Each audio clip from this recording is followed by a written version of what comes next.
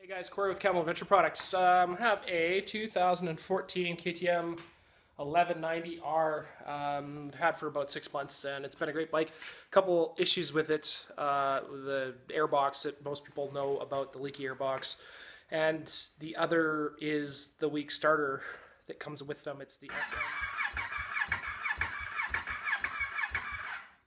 We're gonna do this. Will be a little bit different video than I normally do. This is. My video camera isn't charged. I'm going out riding tomorrow. The starter that's in the bike is dead and the bike won't start, so I don't have time to set everything up with a tripod and the regular camera and lights and things. So this will be a selfie version of the how-to video, and so you have to bear with me. So the big question is, where the hell is the starter? Look around, look all over. Don't see a starter anywhere. As it turns out, it's jammed in here, in behind, right where I'm pointing right here. So much crap you can't even see my finger, but it's straight through here. You can just see it here. My finger where it's poking out is where it is. And this is the one that comes with this bike. Is an SM17. And I can't even get it to focus in here, but the SM17 is actually smaller. Even though the part number is bigger, it's smaller. And we're going to swap in one from the 1290 SuperDuke, which is this guy here. And it is an SM13. Not super expensive. I think they're about $200 US, except they're back ordered for months and months and months. Right. So I'm going to start doing this in no particular order. I did manage to pull off some rough instructions off of Adventure Rider. One of the guys on there, Scud Runner, I believe, posted up some how-tos. No pictures, unfortunately, due to an issue with the website, but there are some written instructions there, so I'm just going to follow those. Make sure, whenever you're doing anything like this, just make sure you unhook the battery, especially around the starter. You have some nice big fat primary power wires, so when you take them off, of course the frame is exposed everywhere, so you have a very good chance of a dead short if you don't do that, so make sure you do. Take the clamps off here. We don't need to take the bars off. Got the 5 or 6 bolts here for this motor mount. I'm just going to kind of do this in no particular order, whatever happens.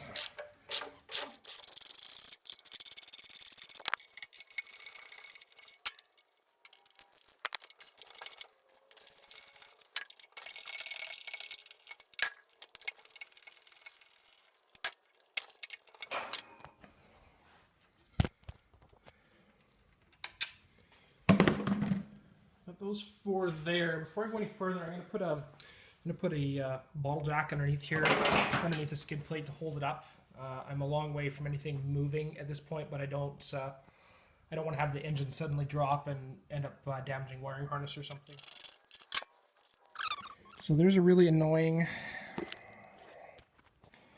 annoying bolt back in here. Again, you can barely even see my finger where I'm pointing. Tiny little Torx bit in here that holds the wiring harness for all this stuff onto the motor mount, and it needs to come off too, and it's not big enough that you're going to get a ratchet or a Torx driver in there. So after much messing around, we got that guy out with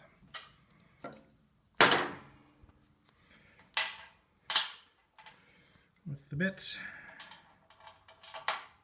and the wrench. Less than ideal. Anyway, it's out. So I should be able to snip a couple of zip ties here, and then this this whole black body mount here should come out, and that'll give us a lot more room to work with. So a little bit of wiggling, and we get the man with the tiny head out. We're going to come around the other side here.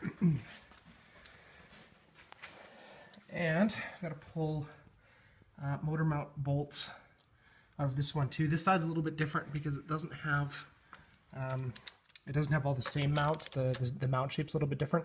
So to leave it bolted to the motor, I'm just going to take out the center bolt here, and we can leave 1, 2. There's a third one in behind the coolant. I don't want to screw around with coolant lines and filling and draining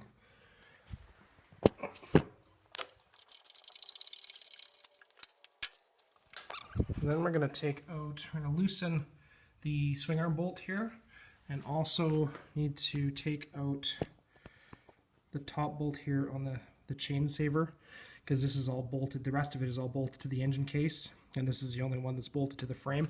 So when we do that, it will allow it to rotate forward, and that looks like it's a 10 mil, so I'll grab a 10 mil wrench. There's a little spacer in between there, make sure you don't drop that. And just on the swing arm. And this doesn't need to come out, it just needs to be loosened so that it's not binding when we're trying to move the motor head. I'm just going to leave the wrench in there. For the rad support here, it looks like 8 mil.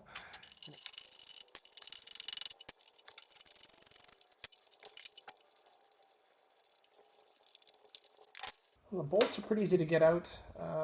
This bracket itself, though, not so much. Ideally, this bracket should come out, and it's just the way it fits in here. It is going to be a real hassle to get it out, so I'm going to leave it loose and see. There's quite a bit of room there for it to pivot down. All right, exhaust is off. I'm going to loosen the bolt. It's right above the exhaust here on the cat. Again, just need to loosen it off. The one spot that I didn't realize or forgot about here is the mounts for the skid plate going to the lower holes on the motor. And then, okay, so I got the skid plate undone from the lower mounts down here, so it's actually able to move, and everything should be loose. So it didn't get the big movement on the motor that I was expecting. I expect that's not going to be enough to get the starter out as it sits.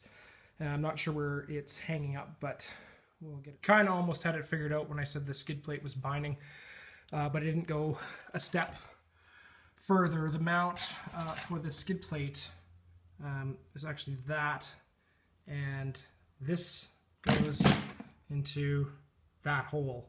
So again, it's going to keep everything from rotating. So just got it off on the right hand side. I'm just going to quickly go over and do the left. I'm going to take the main power wire off the starter. You can start to see everything here. So the main power wire is kind of right there, and then of course the ground right there, and the two mounting bolts. So I'll get that loose and wiggle it out and see how much more room we need, and then start looking for some other places that I can get a little bit of rotation. Well, I've got the two mounting bolts for the starter are out, and the power lead is off, so I just need to pull it straight out, and I'm sure it's going to get hung up in here on a bunch of other stuff, so it'll be a bit of a battle. I wasn't able to get the vice grips on that web as I had originally planned, so I took a bolt in the vice grips,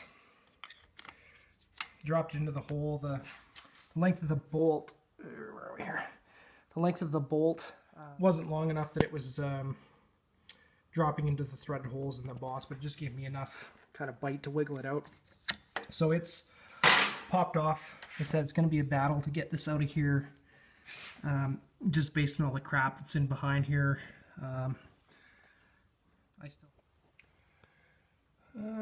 After a little bit of prying, I was able to get the original starter out. So that extra size on the new one is going to make things real interesting to get it back in there. The biggest issue actually is right in here on the frame.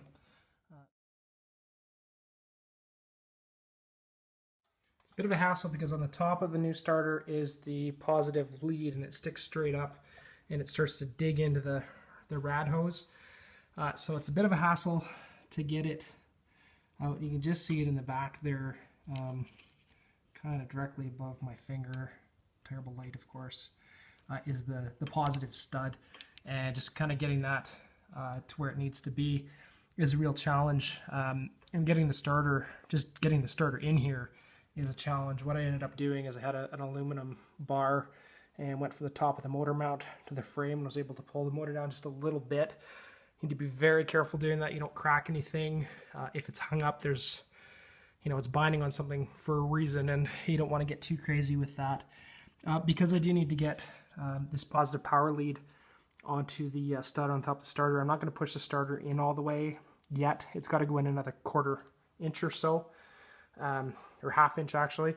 So I'm actually going to pull it back out as far as I can, and then get the stud on, or get the power lead on, and then I'll push it in and then start buttoning everything back up. After about 20 minutes of messing around, I have finally got the power lead on the top of the starter in there. You can't even see it.